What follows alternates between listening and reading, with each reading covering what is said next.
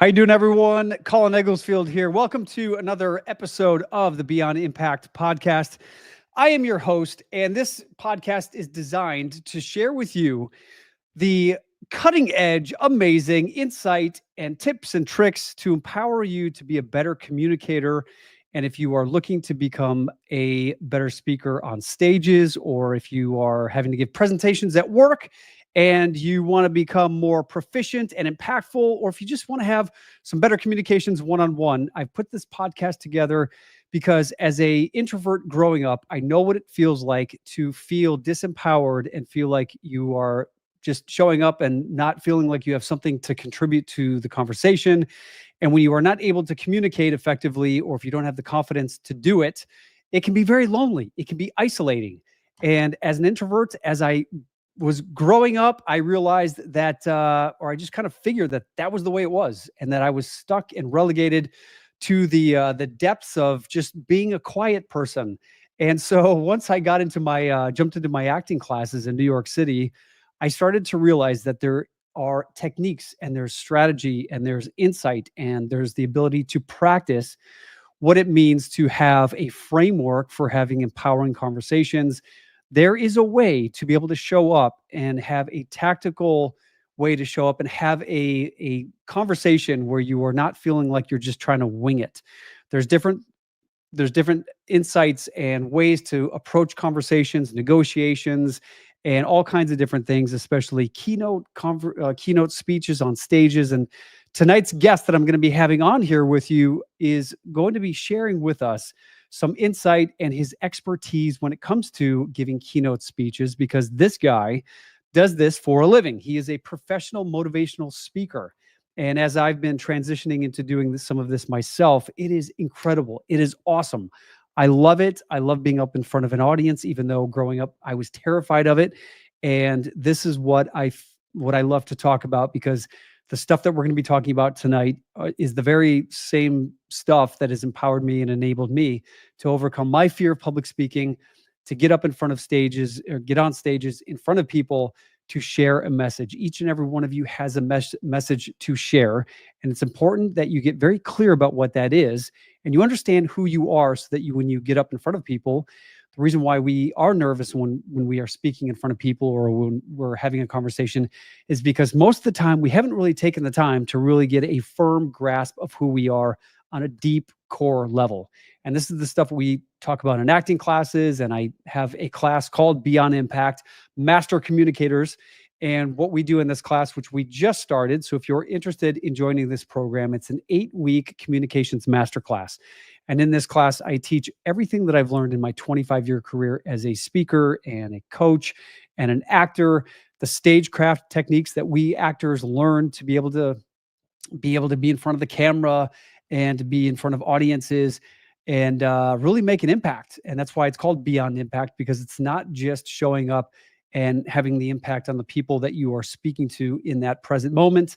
It is all about what is that residual impact that you leave people with. As Maya Angelou says, and this is one of my favorite quotes she talks about, or she said, was that people don't always remember what you say, but they remember how they feel after being in your presence or hearing you speak. And that's a big part of what all of this is. And so that's why I have created all this stuff. And so if you're interested, again, in getting more information about Beyond Impact, you can email me at info@colinegglesfield.com, or you can go to my website, colinegglesfield.com. But tonight, ladies and gentlemen, again, I want to just preface this conversation by saying, not only is this guy a motivational speaker, and not only is he someone who has been sharing some of his wisdom and insight with me, this guy is just a really cool freaking dude. And I'm excited to have him on the show tonight to share with us his journey. I got to speak with him last week and just hear a little bit about his background and who he is and where he comes from. And he's got a really, really authentic and compelling, genuine story about how he created his speaking career. And for those of you who are looking to create more of a professional speaking career, he's going to be sharing with us tonight his insight and wisdom on that very topic. So my guest tonight, ladies and gents, is a humorous, financial, and mental health speaker, award-winning storyteller, and the author of The Comedic Guide to Financial Success and The Successful, Depressive, Funny, Hopeful Stories About Mental Health. He has been named one of America's top 10 finance speakers. And this guy, I'm just going to let you know right now, he's got the same name as me, so he's doubly cool.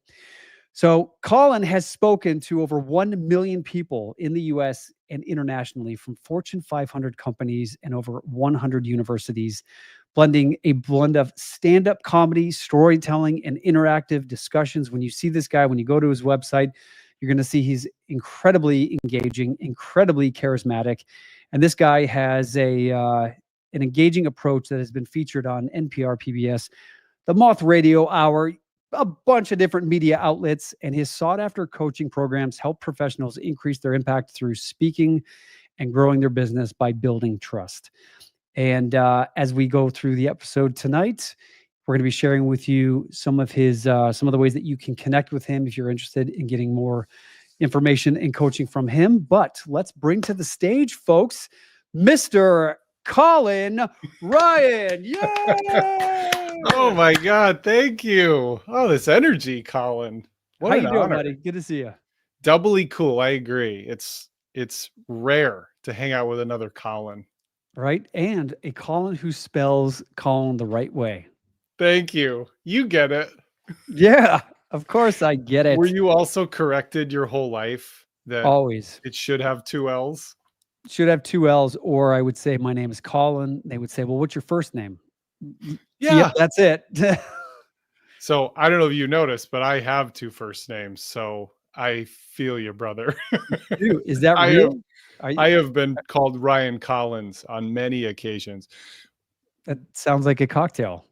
Right. And with such confidence that they almost they're like, no, I know your name is Ryan Collins. I'm like, I feel like I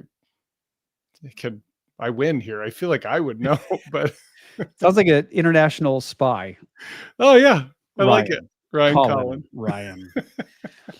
But well, thanks for being here, Colin. And thank you, Lauren Hersey, for introducing us. Yes. She is an amazing woman in her own right. And she was gracious enough to introduce us because as someone who's been seeking wisdom on how to get onto some stages and perfect my craft of just building my speaking business, here's the power of letting people know when you need something.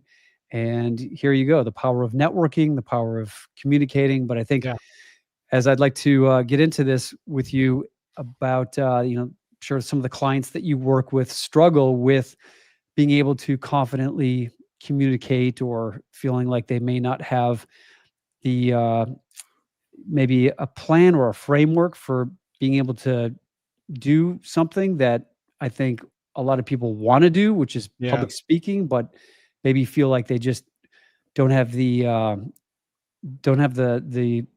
belief that it's possible for them. So if you could just share with us a little bit about your background and where you come from and how you ended up as a professional motivational financial speaker. Well, I related to so much of what you shared, Colin, I think, and so many of my clients do as well. I think there's this hope of getting on stage and sharing the things we're passionate about, but there's a lot of inner criticism. There's a lot of self-doubt. You mentioned being an introvert. I've always been a hard E extrovert.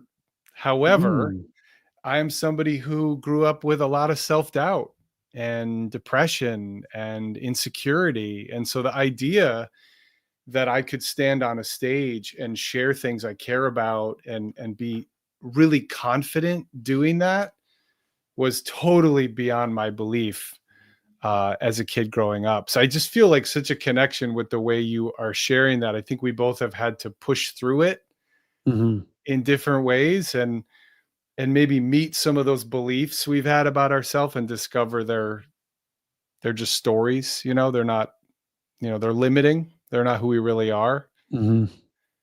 That's me. Yeah, for sure. Did you always know you wanted to be a speaker on stage? Well, I wanted to perform, Colin. You know, I was like to make people laugh, and every report card said talkative. You know, we need to work on this. You know, I actually have one of the report cards.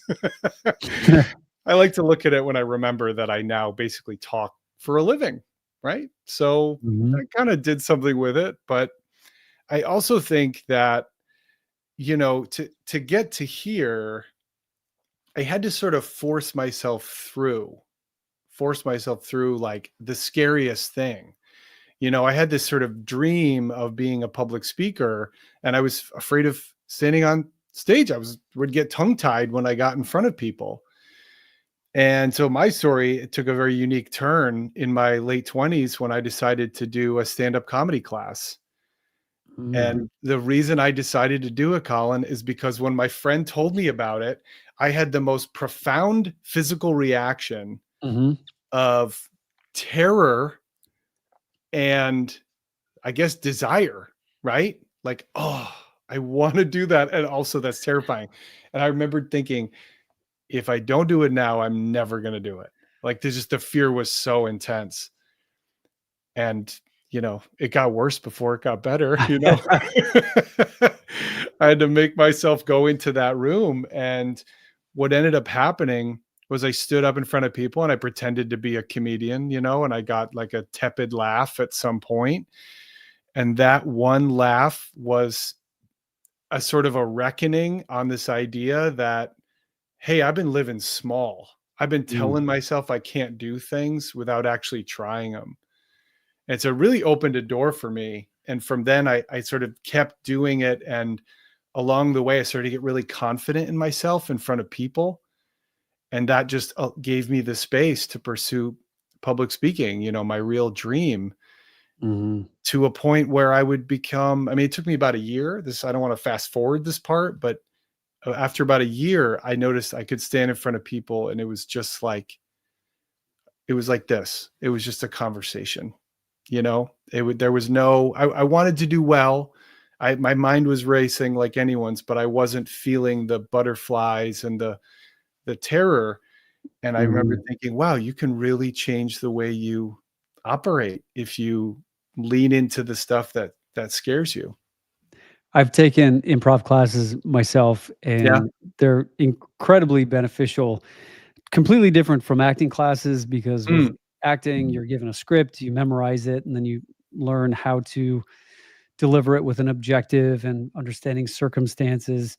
But with improv, you're really out there on your own, and you're really relying on your own resources to to be creative and be in the moment. I think Yeah.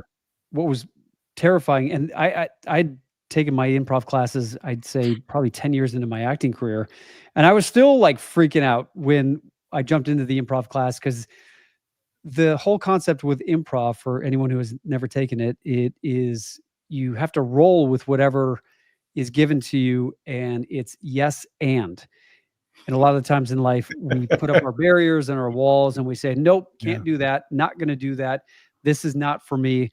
And with improv, it really helps you learn how to navigate the uncertain the uncertainty of how something is going to turn out by relying on your scene partner and Mm. trusting that we all have everything within ourselves to be able to show up and make something work. I think so many times we just get conditioned that we have to know certain things and get Yeah. good grades and have a certain amount of money in our bank account in order for us to feel good. So these external validating Mm.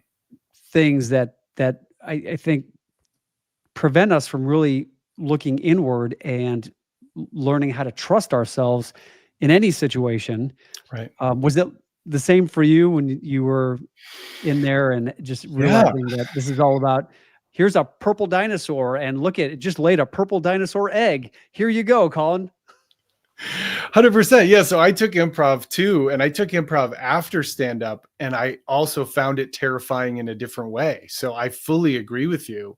It's, it took me a long time to let myself jump in, and you kind of got to throw yourself into the scene, and you kind of learn that I'll come up with something. I just got to Mm. go. I just got to go. Right. So you're kind of giving me a little PTSD Yeah. because it's so scary at first. But even that first class, it's like 6-7 weeks.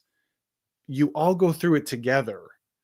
Yep. And it's like your only goal, I think, about that first level of improv is just to be what you said so well, to be able to trust yourself and to be able to throw yourself in and know you'll figure it out. Like, that's it. That's the whole goal. And so, Mm. like, it's both small and also epic, Yeah. because you couldn't have done that 2 months ago. Right. Yeah. Yeah. You build on these small little wins, and before you Yeah. know it, you're able to get up and inch in front of people and not be as nervous, and feel like a big part of it too is getting over your fear of looking stupid and silly and Yeah. just, Oh my gosh. yeah, Totally. it's It's like all the defining. wiring, right? Yeah. And look, there's some interesting reflections around this, around like why we're afraid of public speaking. Because it's one of the most common, most intense fears people have. And when you zoom out a little, you're like, well, you're not actually in danger, but our bodies and our brains, fear response, we react as though we are. Mhm. And some of it goes back to earlier forms of society where you relied on each other for food and for fire and for protection. Information. Yeah. Like, So for you to stand up and get everyone's attention and say something stupid, well, that could actually be dangerous. You could get chucked out of the cave, so to speak. yeah. So I think that our brains sort of have brought that with us, this idea that if I stand in front of people and I say something dumb, I lose status. I can never regain it. It's like a real loss. And I guess I just want to validate. I know why our brains do that. My brain does that too. I've also stood in front of audiences and had that fear over and over and over, and it's never been the case. In fact, I've had some really funny memories where I messed up like bad. Yeah. Well, tell us. I'll tell you one. Oh, this is like embarrassing. You just heard my voice change. This one's embarrassing. I talk a lot to student groups, and I'm very interactive. So I was asking them, if you could buy something big you can't afford right now, what would you buy, or what would you want more of? And all these young people are throwing out different answers, and I'm just like, yeah, repeating, yeah, I love that, love that, love that. And so one kid said shoes, and I go, yeah. And then the person next to him said Gucci, and I was like, yeah. And then I kept going, and I started, it's like I vacuumed up those words and I put them together, and I started saying, look, let's take that person's example. You want to buy Gucci's, okay? You want Gucci's, so you got to save money to get your Gucci's. And after a while, it changed, like the room changed. And this girl in the front goes, what do you mean when you say Gucci's? And I was like, have I been saying Gucci's? Like, it's a brand. Why am I saying it like that? And then I just started laughing, and they all started laughing. And I was like, oh, I'm so good that I probably just said that 100 times, and you all were like getting more and more. Were you Like, intentionally saying it, Gucci's? no, I just Oh. combined words, and I pluralized a brand that I should know, and I started describing it like a noun. Like, everybody wants to buy a pair of Gucci's. And it just was this perfect example of, like, I just made an honest mistake and I didn't notice it. And then when somebody Mm. pointed it out, I didn't fall into a pile. I didn't run out of the room. I just laughed, and they laughed. And I Yeah. think it actually is like connecting. So sometimes when you fail, like, I would love people to take this idea to heart. Sometimes when you fail, it's the most humanizing moment, the most authentic moment in what you did. It makes Yeah. people like you more. Imagine that. Yeah. More relatable, and knowing Yeah. that, you don't have to be perfect to be good at what you do. It's one of the biggest lessons I learned through all that as well.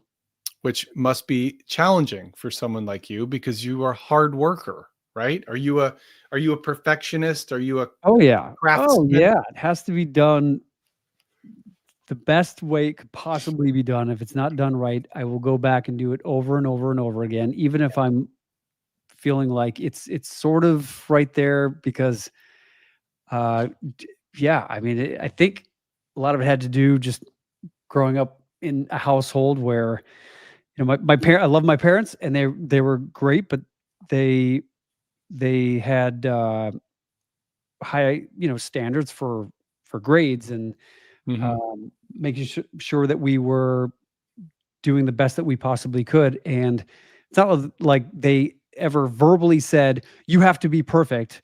But I think what happens is our little kid brains interpret the things that they do, Yeah. that we have to be perfect. And then we grow up with this story, as you mentioned, Yeah. that we have to be perfect. And if we're not, then we might as well not even do it or try it, because if we're not going to be perfect and we're going to look stupid doing it, then Yeah. might as well not even try. And that Yeah. can keep you isolated. I mean, it's a prison. It's a little Yeah. prison that you build to keep, I don't know, what do you think? Was it to keep yourself safe? Like what's the Yeah. Yeah. Yeah. Like you said, back a couple 100,000 years ago, if you said something stupid and got yourself kicked out of the tribe, you Yeah, essentially literally were dead.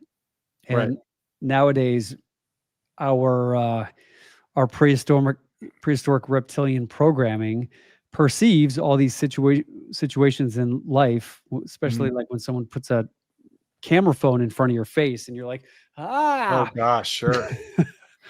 That's your So, world more than mine. Nobody knows who I am. well, they will after this podcast, my friend. But it's true. I mean, I can understand that, even like having this conversation here, just the something about the idea that it's going to be captured and memorialized Yeah. creates this level of nervousness. Um, And especially doing this live. And that's why I do this show live, yeah, to to show and to practice and demonstrate that doing something live where there's probably going to be some mistakes or things that we're going to forget or didn't do properly or the right way, and that it's it's great anyway, and that it yeah. doesn't have to be perfect.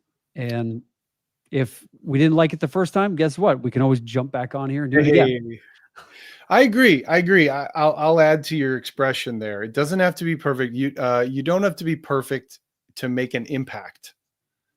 I really believe that.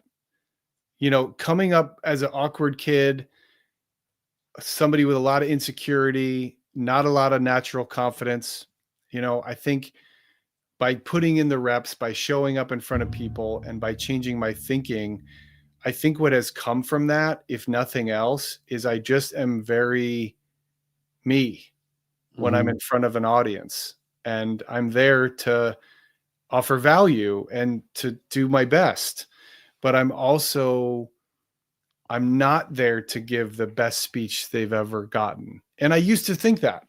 Mm. I think, you bring your insecurities into you bring your childhood into your adult life. You bring your insecurities into your work, right? Into Mhm. your anything you do, really. You're looking for value. And I think for me, I wanted to give the best speech ever.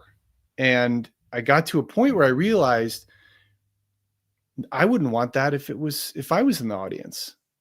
Like I want them to have fun. Mhm. I want them to kind of let their hair down and just be who they are.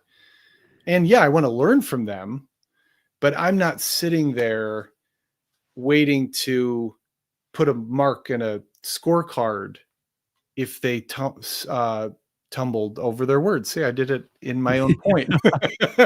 If they become tongue tied or they say Gucci's, like I'm more forgiving as an audience member. And so I think for anyone listening who wants to do more public speaking, I would encourage you to try on the idea that even an audience of your peers, an audience of people who are influential, a tough audience, um, they're ready for you to help them. They're open. Mhm. They're much less judgmental of you than you might be of yourself. And I say that only from years of experience, right? I've Mhm. been forced to accept this truth that most people say yes to you very easily, Mhm. compared to how it might be tough to say it to yourself. What would you say is one of the biggest reasons, or the biggest reason, why you chose to do public speaking, motivational speaking as your career? Is Mm. it from like a purpose standpoint? Um, what is the thing that drives you and inspires you? Because like anything, it's not always the best part is being up on the stage, but there's a lot of behind the scenes stuff, the emailing, Oh, the yeah. phone calls, the filling Yeah. out the forums and the TED Talk forums, and there's a lot of behind the scenes work that a Mhm. lot of people don't see. Yeah. What keeps you going to keep doing what you love to do? I mean, it's a great question. To tackle it in pieces, I fell into it. I was a journalist. I wanted to write novels in my early 20s, mid 20s. I just had such a fear of rejection and failure that I just kind of worked office jobs, and I would write. And I wrote 2 whole books that I never submitted to anyone because Really? I was so hard on myself. And What were they about? well, it's funny you should ask. They were both fictional stories about a young man who was very sad and was carrying the weight of the world on his shoulders. And I think I was writing about me. you know, there were different expressions of the stories, but I think ultimately I was trying to envision a world where people were open and genuine with each other, and people came together to support each other's challenges. And I liked the books that I wrote, Mhm. but I think I kind of lacked some life experience in terms of, just where to go with them. I didn't submit, I didn't seek out publication. I didn't make any money doing this, obviously. And so I became a journalist. I got into that. And then I saw this job to do speaking in high schools on personal finance. Mm. And I felt unqualified on every level. I was perennially broke, Colin. I mean, what do I know about managing money? I would like to have money to manage, was kind of how I felt. But what was interesting was 3, 4, 5 months before this, I'd done stand-up comedy. So for the first time in my adult life, I have this swell of confidence and Mm. this hunger to be in front of people. And there was something about comedy that just, it just spoke to me. So I applied for this job. I got the job, and I started speaking in classes to high school students. And it was just so obvious that I would have to engage them, right? Like I couldn't just give good advice like every adult wants to tell every young person. I needed to find a way to win them over, right? To engage them. And that is what I actually love most about public speaking. It's this, the way I try to do it is different for everybody.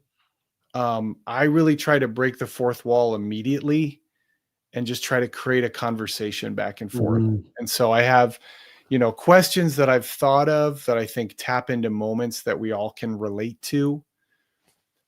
Let's see if I can give you an example. I might ask an adult audience, have you ever looked at your life and thought, I was supposed to be further along by Mm. now?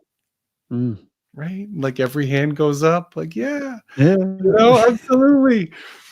Sometimes I like to say everyone you know and meet is a success and a mess. In some way they're killing it. In some way they feel like a kid in grown-ups clothes. Ever had this feeling? All the college students raise their hand. Like these are our human touchstones. And so the more I frame my education around that, the more I think alive and engaged I feel as well. And the more I Mhm. know, like the more they're informing me what's working. So to answer your question, even though I may share some of the same ideas from my early speeches till now, every speech is different because I bring the audience into it.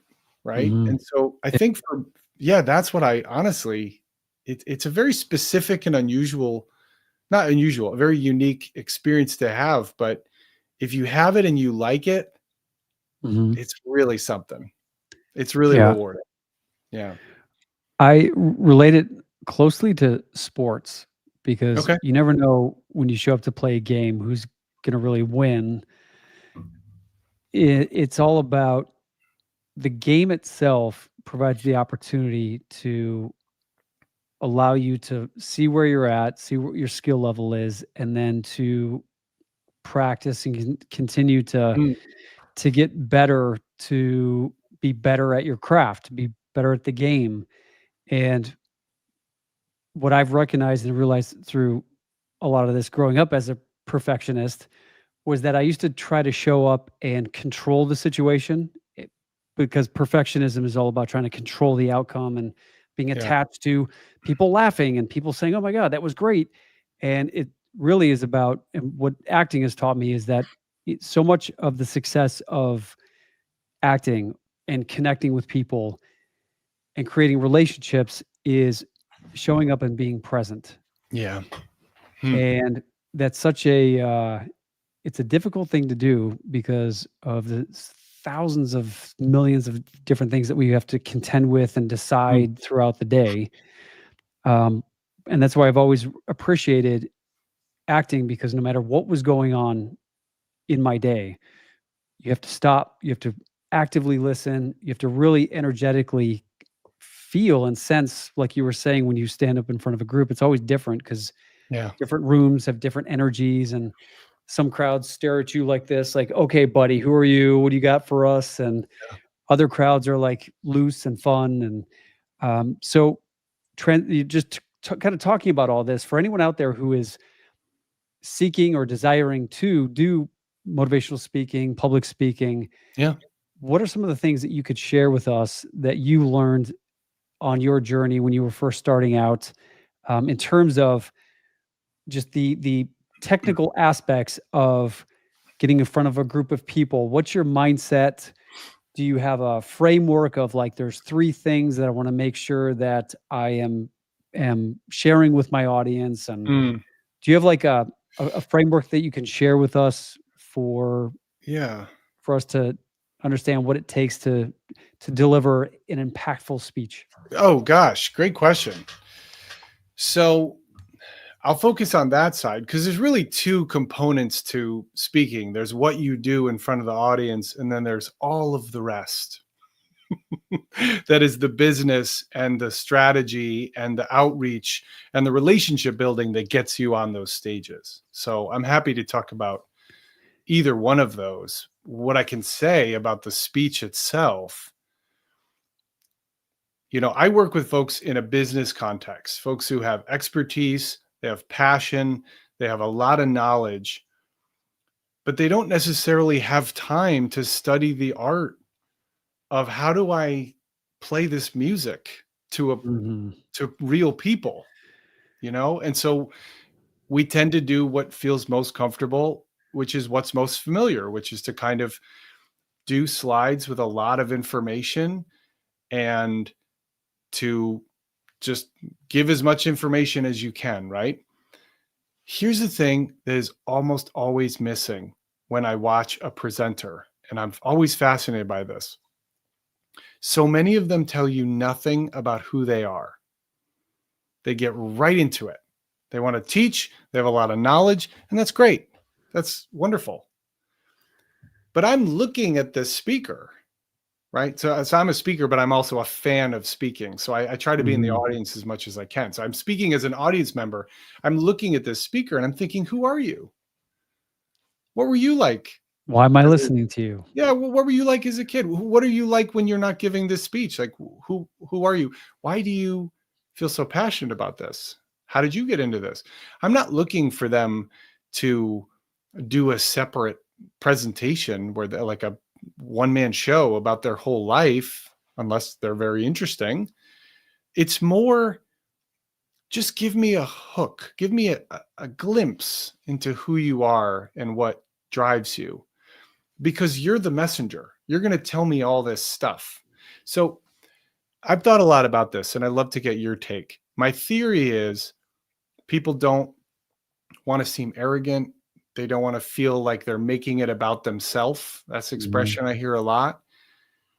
But my personal feeling is when you share a story about who you are and why you care and why you're here, you're not making it about yourself. You're telling something that I can relate to through my own experience. You know, like you're helping me trust you so that I actually want to hear your information. And here's a very important one. As you know, I speak around the topic of finance. You're helping me feel safe with you. When you give me a sense of who you are, that's important. I relax. Yeah. Because look, most experts, most presenters, they have all of this knowledge. And I'm sitting there in the audience and I know what, 3 facts about what they're saying. So I don't feel confident. I'm here to learn. I don't feel, so I may have a question, and in my mind, I've decided it's a dumb question. I don't want to ask it.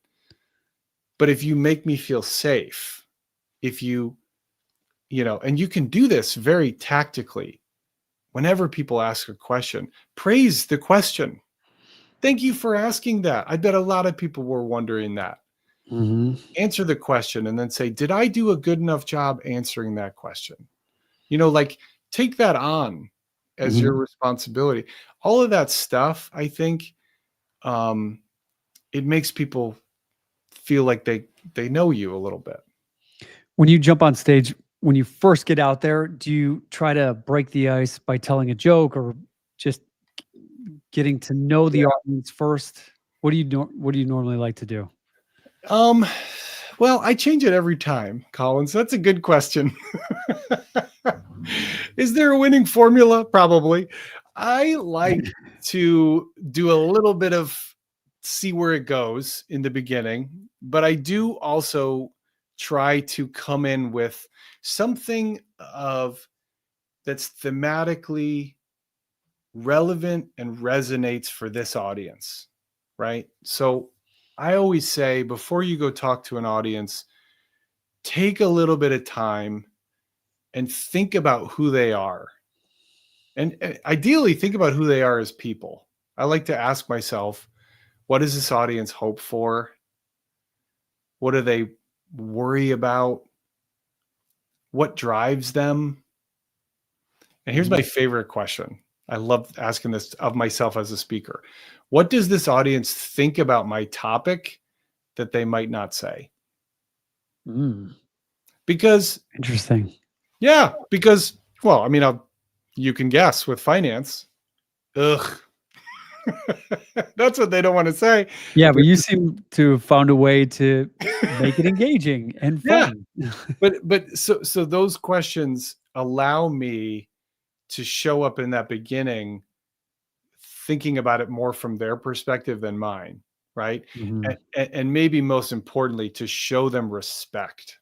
So, you know, I talk to all ages, and we can talk about other groups as well, but one of my, you know, kind of, I don't know, expression, one of my pet peeves is how young people get talked down to. And so for me, I'm going to show up and make sure they understand I fundamentally respect them as wise and thoughtful and resourceful people. And I think they feel that. Yeah. Wouldn't any of us? Yeah. Yeah. Like, no, you feel definitely. respected. Yeah.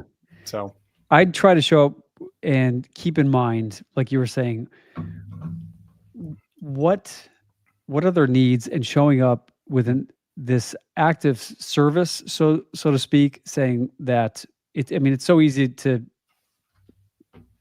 I guess, be up in front of a group of people and make it about yourself. And there's that fine line between showing people who you are, telling a little bit about your story, but not making it so much about you that it's like, well, look what I've done. And But like you said, it's so important to the art of storytelling and using story to convey a message is fundamentally the most powerful way in which we can communicate. Mm, Because, like you said, giving information, it can be boring, but even just the way in which your niche of finance and speaking of this world, which I'd like to ask you about specifically, because I think it's important to have a specific niche with your speaking career. yeah. When it comes to deciding what you want to speak about, because it's so easy to like, well, I've done this and I've done this and I could speak on this topic and that topic. Yeah. How did you? I mean, I think you mentioned the how you got into being a financial speaker because it was offered and that was what you decided to take. Right.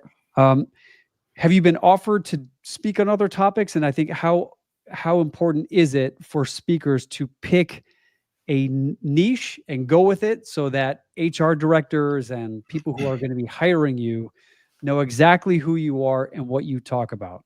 Yeah. It's a great question. And I want to give the question the respect it's due. I mean, you're asking such an important question because it's it can feel really dampening.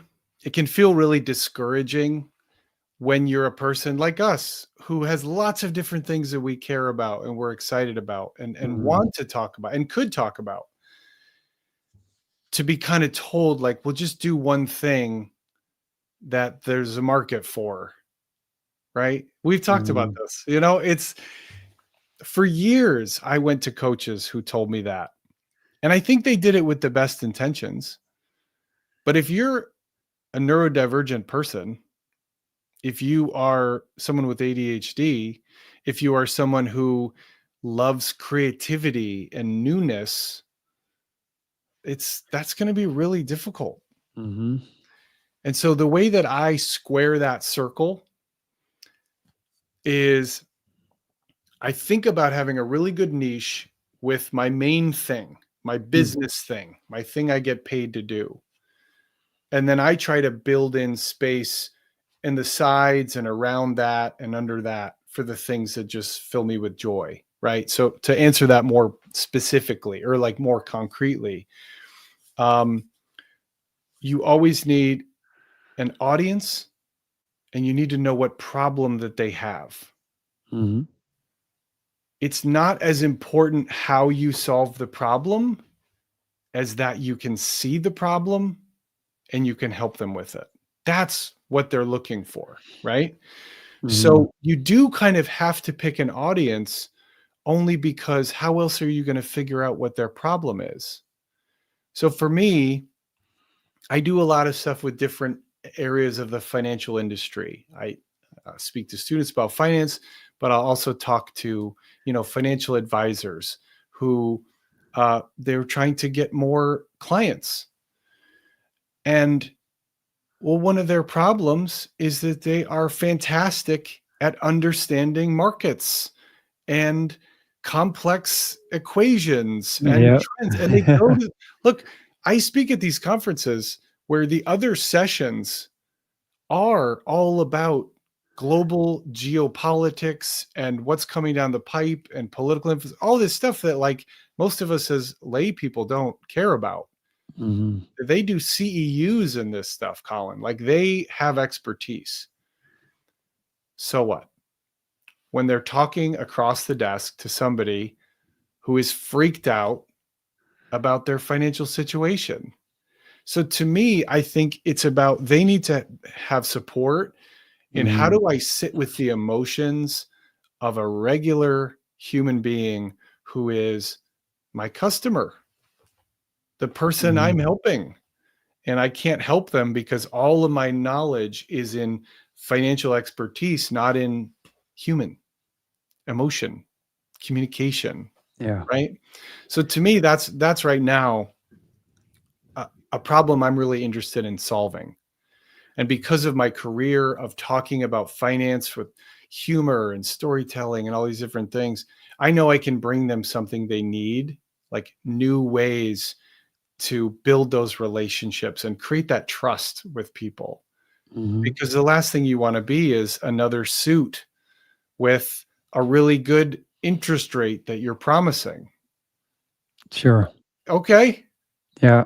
I could forget your name in the conversation. That could be any number.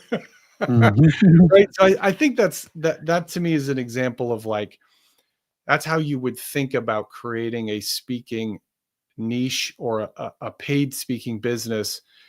Pick an audience, figure out what problem they have. And if you don't know, talk to people, just ask them. Don't try to sell them anything. Just try and get them on the phone or get someone to refer you and just ask them like, what is keeping you up at night? What is stressful? Mhm. You know, and if you can solve the problem, then it's just a matter of, well, how do you do it? I Mhm. speak, I coach, I consult, right? Yep. So how is that? Yeah. Is that No, bringing clarity? yeah, no, I think it is important to have that niche, and once you've picked that niche, then how have you grown your career in terms of reaching out to potential people who are going to hire you? And you said that it's very important to nurture these relationships. Yeah. Tell us a little bit about the back end business side of it, where what kind of pipeline do you have, and how do you grow your business? Do you use a lot of social media, or are you just going on LinkedIn and just directly messaging people? What's your process? Yeah. So I have a couple components to what I do. I love people and I hate marketing and selling and all that. Right.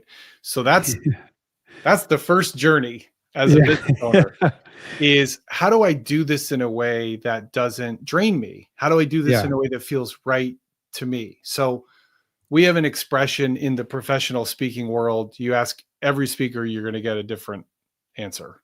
So like how to build a speaking business. So ask as many people as you want.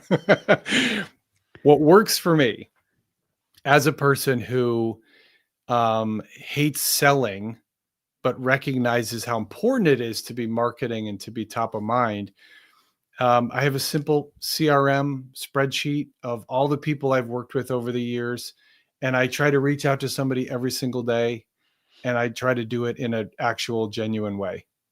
And, you know, in the early days, I stressed about this because the message I was given is you need to make 100 phone calls a day and you need to, you know, email everyone in the country who has the same job position.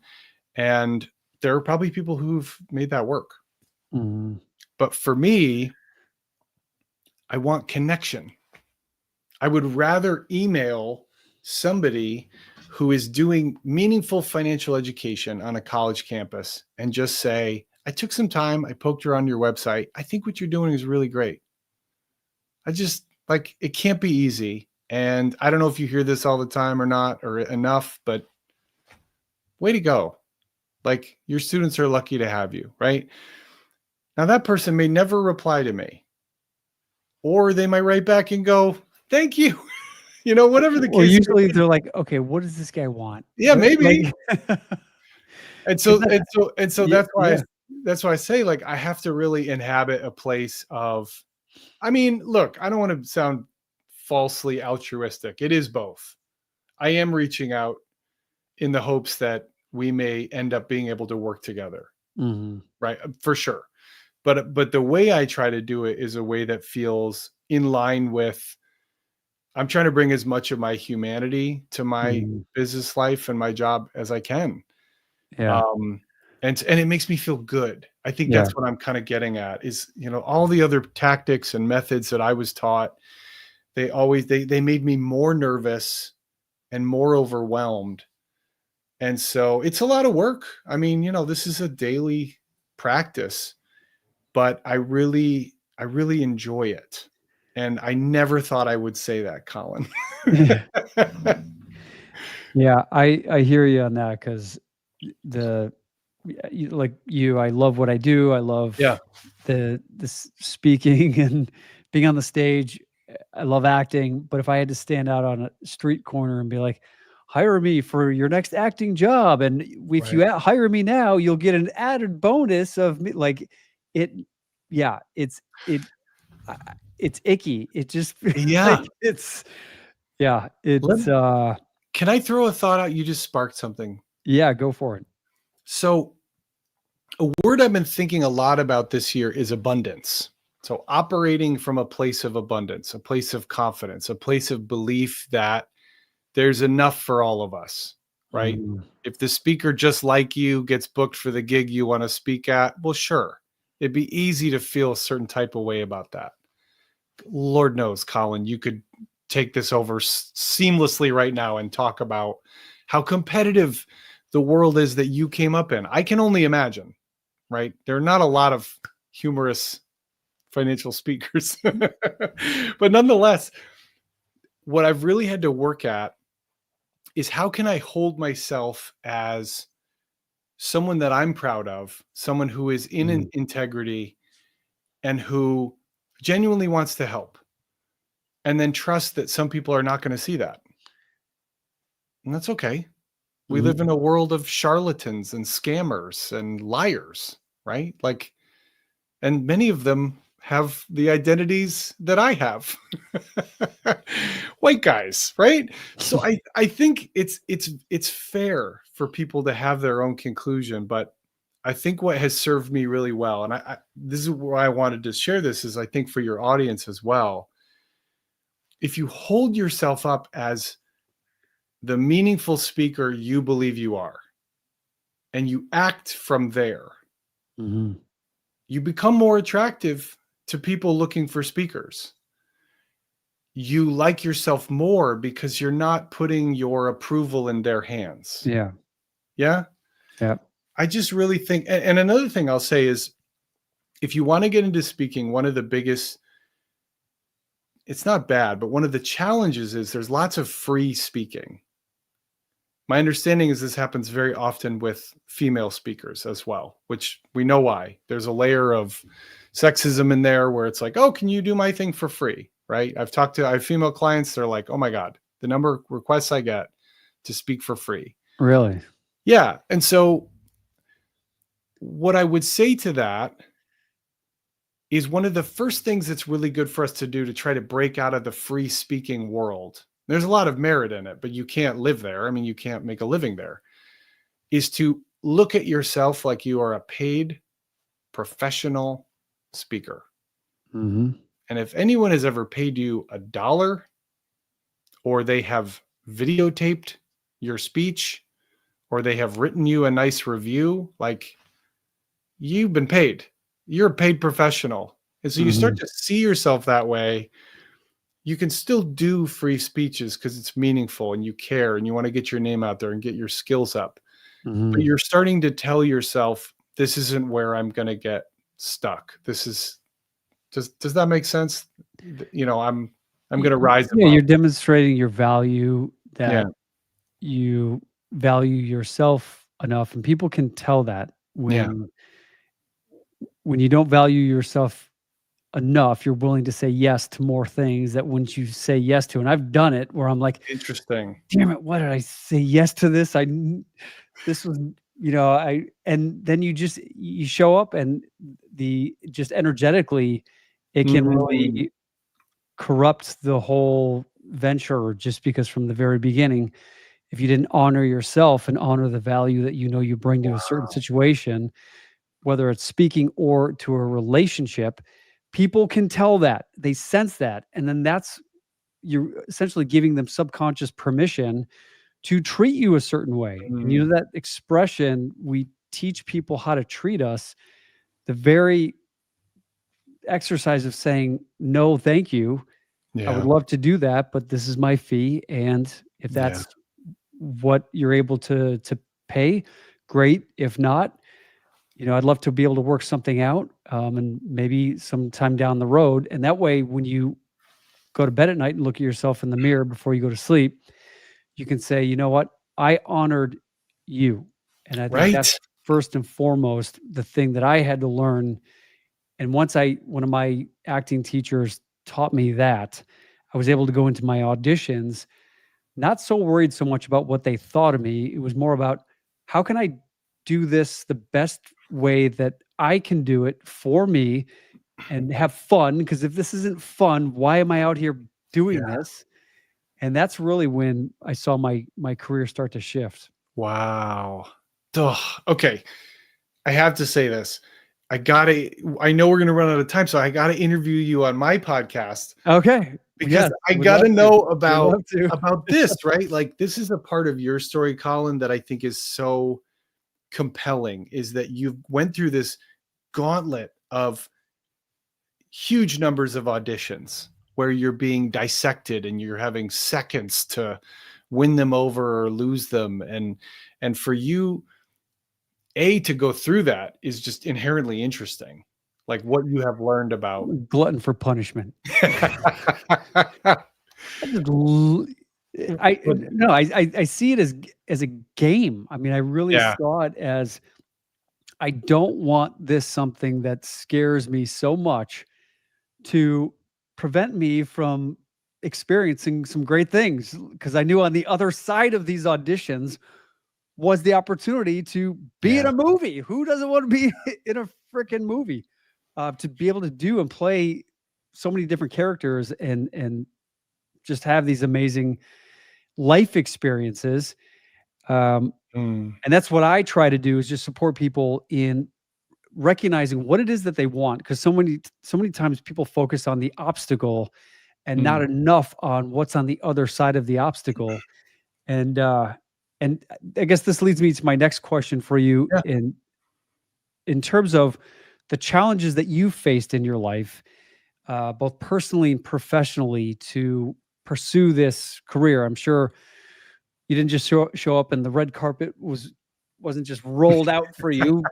So, can you share with us some challenges or some obstacles that have been the biggest life lessons or learning touch points for you, that you are grateful that happened, but at the moment you were like, "Oh shit, how am I gonna get through this one?" Or "What am I gonna do?"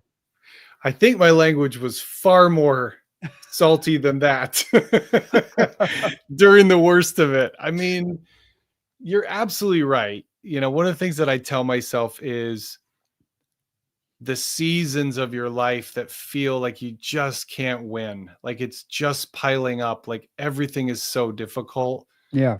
We know that someday we will look back and be like, I was growing and changing. And frankly, I was impressing myself and I just couldn't see it because I was so just under it. Mhm. So for me, I have had that in a number of different ways. One of those ways is managing my own mental health. I'm a person with depression, anxiety. I didn't discover till the past few years I have ADHD and bipolar 2. So for most of my life, I was just profoundly sad Mm. at times when life was fantastic. And so I just had to like, there were days, one of the classic depression battles is you don't want to get out of bed in the morning. Mhm. And so on those days, I would lower the bar all the way down and say, "You got out of bed, buddy. Way to go. That's awesome. You're wearing shoes. Look at you. Look at you. That's great." They're slip-ons, but still, we'll take it. Yeah. You're Yes. drinking Some days. water. That's something, Yeah. and you just try to like, you just try to love yourself forward, like love yourself a little bit past whatever you're stuck in. And I never did that alone. I've always been seeking out mental health support, therapists, uh, tried different medications till I found the right mix. Mhm. And I like to say I'm a successful depressive. I have a happy life. I have balance. I have joy. And I know myself. I really know my brain. And I know it because I spent so much time just being defeated by it, Mm. right? I had to learn how to kind of befriend my brain. And I know that's all very kind of abstract, but I'm not sure if it gets said enough, like sometimes just the work of being a person and trusting yourself is very, it's very it's the thing. It's It so is. Yeah. necessary. And I'll just make a business connection. Like, in order to be an entrepreneur, in order to be a speaker, a coach, whatever it is, whatever you want to do, really, but in those fields, you have to have belief in yourself. You have to be able to say, to like step into the scary room, Mm-hmm. right? And so I just think this is such an important component of that. Is Absolutely. yeah, Yeah. yeah. That's what the work that we do in acting class, we call it stepping into the shadow side Mm, of the character and really getting to know that what are the what are those negative evil thoughts that your character has that no mm. one else knows about, and shining a light on those dark spots can really help make you like you said, get to know yourself better. And I really liked what you said. And one of our listeners, Claire Flores, says that was a profound line. You said that I know it because I spend so much Oh, time being defeated by it. mm. Huge. That's a really profound, hugely profound line. And I'm going to steal it and borrow it and use it if you don't mind, Colin. This is cool. I like how you put it up on the screen. Yeah, That's pretty cool, great. right? And so that being said, what advice would you give to someone who's having trouble getting out of bed in the morning sometimes, who's feeling defeated, who's feeling like they're going on Instagram and seeing so many people being so successful and making millions of dollars from all of these, Right. Amazon store stuff and Yeah. creating their entrepreneurial gigs. What would you say to someone who is experiencing some of those depressive feelings and are looking Well, for some guidance? it's such an important question. What I would always say is that if it's mental health, if that's what's happening, if you're having self-critical thinking, very, very heavy thoughts, what I would just want you to know is that there is nothing wrong with you. It feels like it. You feel like your brain is broken, or everyone else is kind of moving at this pace and I'm just stuck. Mhm. There's nothing wrong with you. Maybe there's something that's a little bit out of balance. Maybe you've lost a little bit of perspective. Depression is great at that. Depression is great at saying you'll always feel this way. I had a friend who would say, I would always remind myself, but I know in a week I'll feel different. So even the sort of Mm. central whatever tagline of depression, you'll always feel this way, is empirically false. Mhm. So I think that's what I just really want to react with. It's such a great question. I wish I had a more eloquent answer, but I think it's just there's nothing wrong with you. Lean on people, be vulnerable, ask for help. Mhm. You can do things like ask a friend, what are 3 words you think of when you think of me? Like, what are 3 qualities of mine that you think of, right? You will be stunned. Mm. And then you have to take the compliment because we're so bad at that, right? But, Yeah. other people see you in such a more forgiving and and thoughtful light sometimes than you do. And I just think it's about learning how to bring those into balance, Yeah. That's it. I love it. Yeah. Love Yeah. it. Well, we are running out of time here, and I just have a couple more questions for you, and I Yeah, please. appreciate your time again, and Oh, this happy. has been great. And for anyone who's looking to connect with Colin about potential coaching, about insight, Colin, if we could, my lovely producer Cheyenne, would you mind putting up on the screen here how people can connect with Colin? And you are offering these 30-minute free consultation sessions, Colin, for people Mhm. to. Yeah, if you're someone who's interested in public speaking, if you'd like to get paid to speak, if this is something that you really see as a dream of yours, or another group, maybe you're asked to speak give presentations and you just don't feel as comfortable as you would like to, I'm always happy to be a resource and just try to help you get a little clarity on what might be in your way, what might be some good steps to get yourself started. I coach people. We go through a journey where we get them, on track for what the business they want to build, or the confidence they want to have in themselves. And I can just tell you, to have someone really listen to you and see your inherent talent and have some insight as to how you can apply it to get toward the goal is an incredibly valuable thing. And I look at my clients right now and they're doing all the heavy lifting. But just by creating the space for us to have these conversations and for me to challenge them and issue them a bigger vision for themselves than maybe they have, God, the stuff they are doing. I had a guy who was he sells for a living, he networks for a living, and he's so shy and insecure in his own head.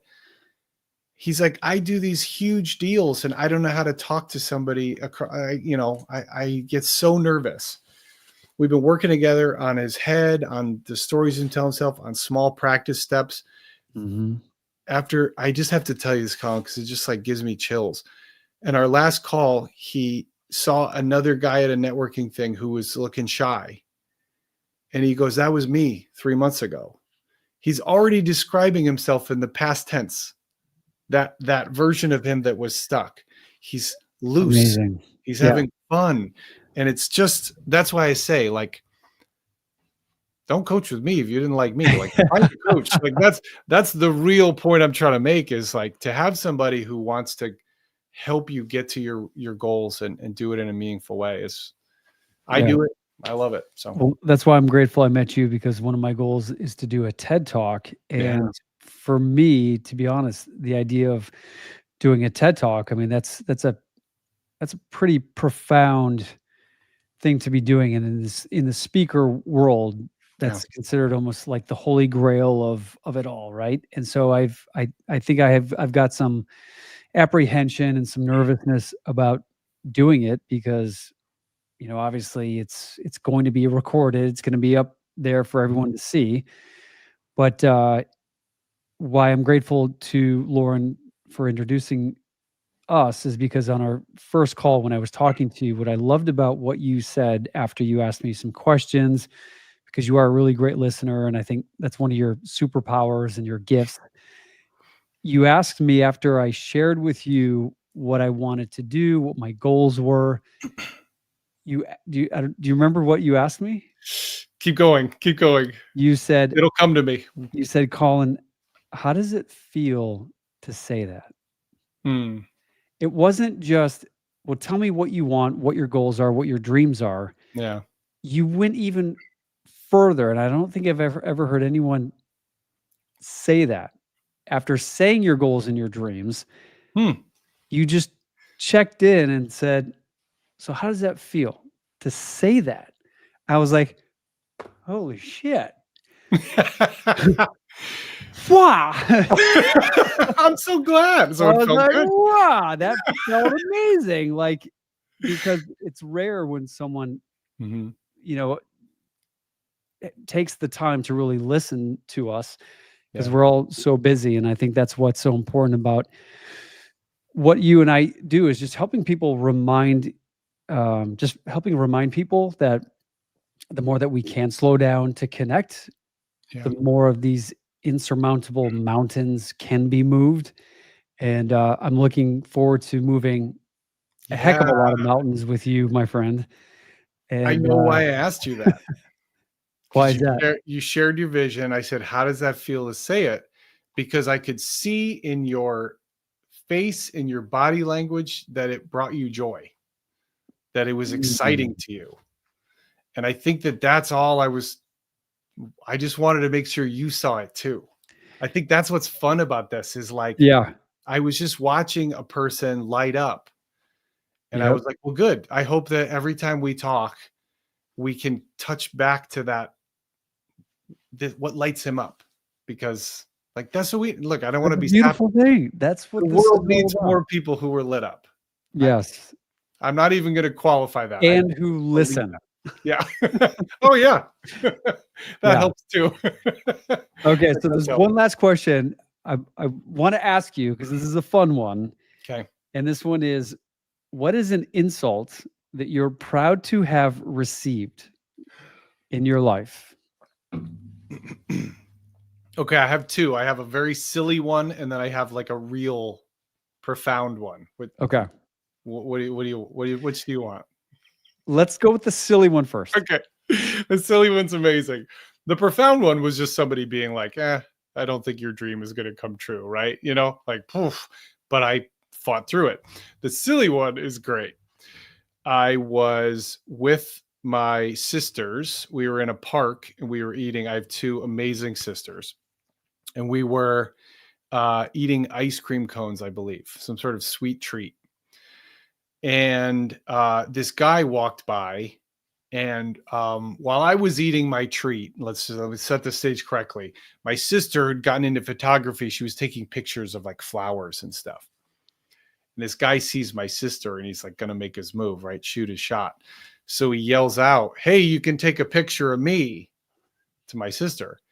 And I turn and I go, "No, thanks." Right. Funny guy, right? But I was like eating a popsicle or ice cream. I was like just going to town on this like sweet treat. So it was more like, "No thanks," you know, like I'm like eating. And he turns and he goes, "I wasn't talking to you, sweet tooth."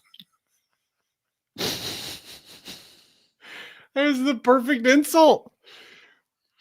He got you. What do you say back? He got me dead to rights. Dead to rights. So is that your nickname now? Sweet Tooth? I did think about that for a while. I mean, hey, I've thought about that moment for a decade, Colin. Like, did it scar you? Yeah, it was, you know what it was? I think I was even doing stand-up at the time, and he said that, and I was like, he wins. There's nowhere to go. That's the perfect insult. It was like it was almost respect. I tried to be a little mouthy, right? And he just bam got me. So karma, baby. Sweet tooth, right? And what's the profound one? The profound one would be, I did a presentation, and it was for a group of teachers, and it was back when I was working at this job, and I was, you know, I was starting to save money to go out on my own and be a speaker. Like it was a fragile belief in myself, but I thought I really have something. Mm. And I used to pass out these half-page evaluation forms because I always wanted to learn how I could do better. And I did this speech, and everybody gave me really nice feedback. And one person just tore me apart. And, you know, it just felt like I was being punched in the stomach. Mm-hmm. And it's amazing too. Talk about the brain, the power of the brain, how I deleted 65 positive evaluations. Oh yeah. Focused on just memorized and locked in on that one negative. And I think what hurt so bad about it was that I felt like she was saying, your dream is not viable. Like, you're not good.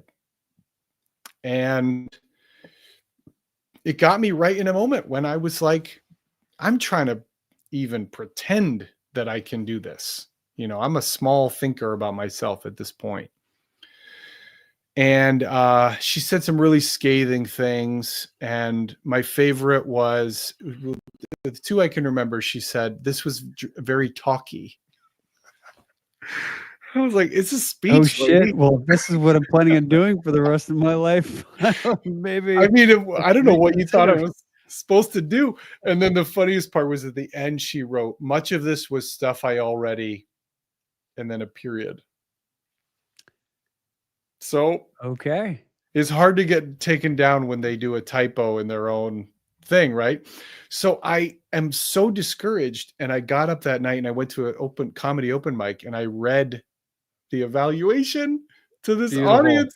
I didn't share her name, obviously out of respect, but I read everything she wrote, and people died laughing. And I went, oh, right, she's the villain in the story, not me. I didn't do anything wrong. I did my best.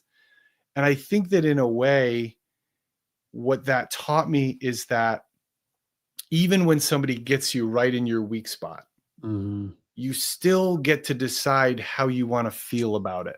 Yes. That's where the power comes from. No one can make you think or decide a certain way. People do things, and then you get to decide what the meaning is and how you relate to it. Yeah. That's where the real power is. Yeah. Well, Colin, thank you so much for being here. Appreciate your time. I know we went quite a bit over time. I've enjoyed this so much. Me too. Me too. I've And enjoyed I this, look forward to Colin. being on your podcast. Yeah, more to talk So about. let me know anytime. Okay, we will do that. Memorable public speaking, that's mine, and we will do that. And Awesome. yeah, I've got so many questions for you, but thank you for having me. This was an absolute pleasure. If anyone can reach out, I'm happy to be helpful. Colin was kind enough to put up the link. You can send me an email, go to my website, get some resources. Give him a call. Flood his email inbox. I want him to be up all night reading your emails, and be sure to call him Sweet Tooth. Yeah, you could put Sweet Tooth in the subject line. That'll be our little thing. Awesome. That's so funny. Thanks, Colin. Have a great night, and I'll be in touch with you soon. Appreciate it. Thanks so much. All right. Take care. Bye. All right, everyone. Thanks for tuning in again. And thanks, Colin, for your wisdom, your insight, and for opening up your heart, your soul, your insights, your just everything to us. I think you guys can tell that Colin is incredibly genuine and down to earth, and just super authentic with who he is and what he's up to in life. And you're going to have to go back and rewatch this episode, because he dropped quite a few nuggets of gold and wisdom throughout this. I think a big part of this was, I think one of the biggest takeaways and the biggest theme of this was all about just being true to yourself. And I liked what he said about how no matter how bad you are feeling and what you are going through, that that there's nothing wrong with you, and that it's just knowing that this is just part of life, and this is just part of who we are as human beings. And reach out, get some help, ask for anyone out there who may be willing to help. And if there's not anyone in your immediate vicinity, there are resources for you to be able to reach out and get some help. There are people that care. There are people that devote their whole life to making sure that other people are taken care of, even though it may not seem like it, because when we turn on the radio or the TV or look at social media, there's a lot of conflict, a lot of fighting, a lot of disagreement. And it's really important. I think what Colin and I were talking about tonight is that the world could use more people who listen and who validate each other. And that's what my mission is all about with Beyond Impact and everything that I do. And that's why I love to bring people together. And if you guys are interested in getting more information about how I can support you with creating more impactful and confident communication, similar to what Colin does, happy to share with you any insight and work with you on a one-on-one basis, or in my group coaching program, Beyond Impact. Again, like I said, we've started Beyond Impact. We started last week, and we're going to be going for the next 7 weeks. There's still time to join. And this is not just a program where you're going to be learning some insight. It's actually learning the insight and the information and then putting it into practice. It's one thing to learn something. It's another thing to actually put it into practice, to put in the reps, to start rewiring your brain and creating a new self-identity regarding who you are and how you show up. Because as Colin was talking about tonight, it's all about the stories that we tell ourselves. And it's important that we really get connected to the story that we are telling. We can tell ourselves a contamination story, or we can tell ourselves a commitment story. And so it's really important that we really decide which story we want to be telling ourselves. And that dictates how we show up in life. And that's how, again, we teach other people how to treat us and how to interact with us. And if you are not supremely connected to who you are and confidently connected to who you are and know the value that you bring to the world, it's very hard to get out of bed in the morning feeling like there's just no point. So it's really important that you reach out, get some help, and get some support. And also, I'm really excited. I've got my Inspire retreat coming up April 3rd through the 7th. We've got an amazing group of people coming. This is my retreat that I do every year, and it is a health and wellness retreat. We're going to be doing yoga, sound bowl healing. We're going to be hiking in the Arizona mountains. We've got a lineup of amazing guest speakers talking about mindfulness and health and wellness. And on Sunday, we've got a Tai Chi teacher. We're going to go horseback riding. And I just found out today that we are going to be showing the world premiere screening of my movie, Where the Wind Blows. And the star of the movie, Ashley Elaine, is going to be coming to the retreat and going to be watching the movie with us. And we're going to be able to do a private Q&A with her. We're going to be able to ask her what it was like to film the movie, what it's like to pursue an acting career. We still have a few spots available. I think we have 3 or 4 spots available at the retreat. It is incredibly empowering, incredibly inspiring. We also have day passes. So anyone in the Arizona area, you can come for the day and hang out with us. We even have a dance contest and a party Saturday night. So it's going to be an incredible weekend. It's an opportunity for you to come down and get some sun, have some fun, rejuvenate, rest, relax, and meet some incredibly like-minded people to support you in everything that you are up to in life. So that being said, ladies and gents, it's time to wrap up here. Hope you guys enjoyed the show. And if you have, please take a moment right now to like and subscribe to the show. We're trying to grow this. And the bigger we get, the better guests we're going to be able to get onto the show. And so your support here by liking and subscribing here takes a minute. It's free, and it really supports me in, again, doing what I love to do the most, which is to empower you, to support you and empower you to create more impactful and authentic and genuine communication. So that's it, folks. Have a great rest of your evening, and I will see you guys all next week. Take care.